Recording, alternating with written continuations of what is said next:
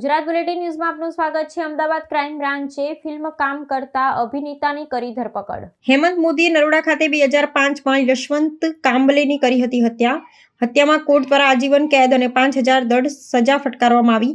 ગુજરાત હાઈકોર્ટે 30 દિવસના પેરોલ પર મહેસાણા જેલમાં છૂટ્યો।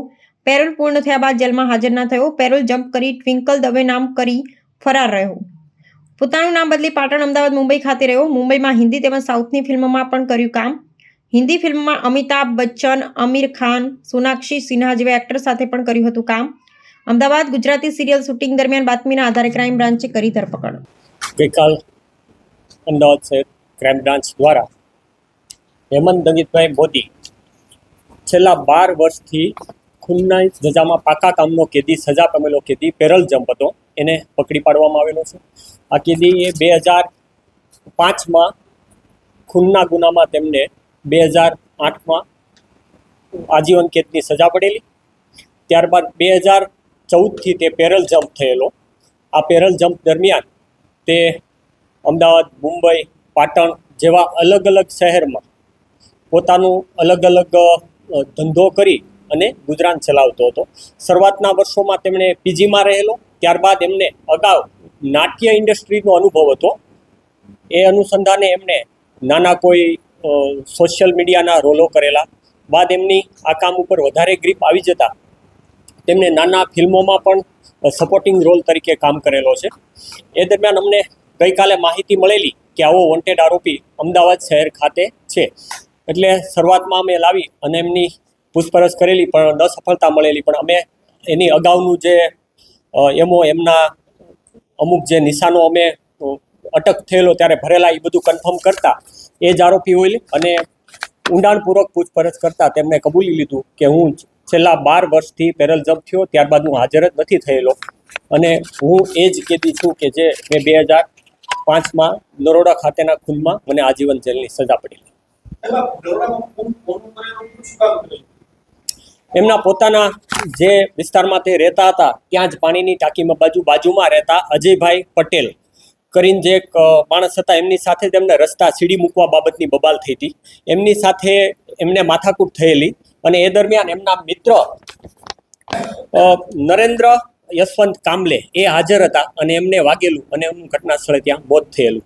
આમાં કુલ 7 આરોપી હતા। તમામ આરોપીને આજીવન જેલની સજા પડેલી। મોટાભાગના આરોપી છૂટી ગયેલા છે, એક જ આરોપી હાલ જેલમાં છે, સજા પૂરી થયેલી છે।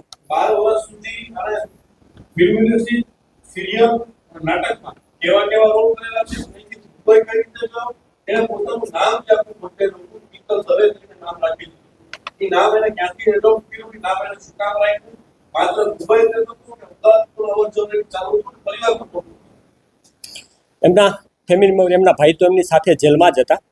એમના પતિ પત્ની સાથે એમની પત્ની સાથે 2010માં એમના છૂટાછેડા થયેલા છે।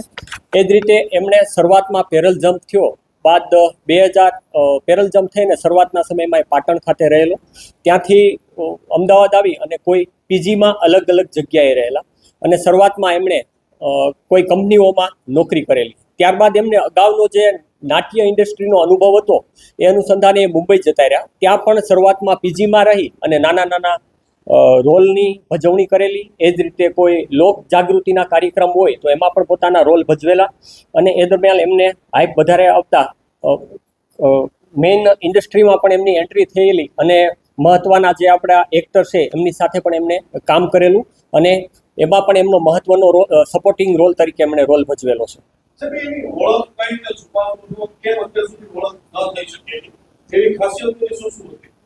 શરૂઆતમાં એ કોઈ જગ્યાએ સામો આવતો જ નહીં, પાટણ અમદાવાદ ખાતે પણ નહોતો આવતો। અમદાવાદમાં એમને સજા પડીને અમદાવાદ ખાતે જ રાખવામાં આવેલો હતો, પણ અમદાવાદમાં જેલમાં અમુક ઇસ્યુ થયા એટલે ટ્રાન્સફર કરી અને એમને જેલ ટ્રાન્સફર મહેસાણા ખાતે કરવામાં આવેલી હતી।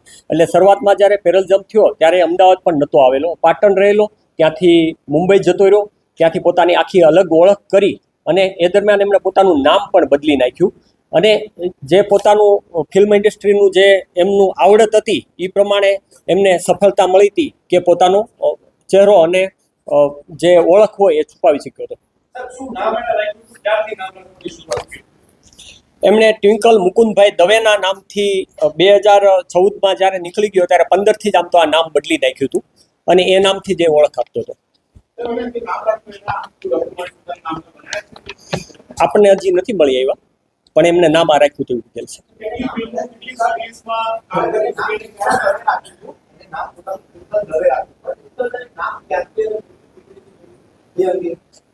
એમનું એવું કહેવાનું હતું કે જો મારું પોતાનું હું જૂનું નામ છે રાખું તો બધી રેકર્ડમાં સર્ચ કરવાથી મળી જાય એમ હતું, એટલે મેં કુદરતી જ આ નામ મારી મેરેજ મેં રાખી દીધું તેમ. મારી ઓળખીતા કે આવું નામ કોઈનામાં હતું નહીં એમ.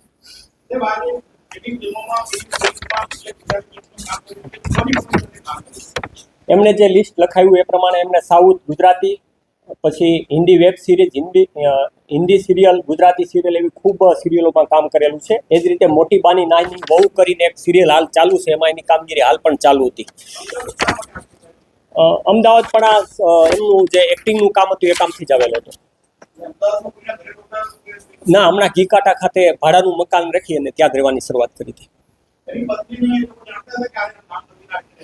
ના, આપણને એમના તરફથી જ કોઈ કોન્ટેક્ટ નથી થયો. ના, એ આપણે જ એમની પૂછપરછ નથી કરી. એમની પૂછપરછ આપણે કરી, પણ એ કે ત્યારે થોડુંક હું ડિપ્રેશનમાં હતો અને જેલમાં હતો, એટલે એ બાબતમાં ત્યારે પણ એ ડિપ્રેશનમાં જતો રહ્યો હતો અને એમની દવા પણ ચાલતી હતી.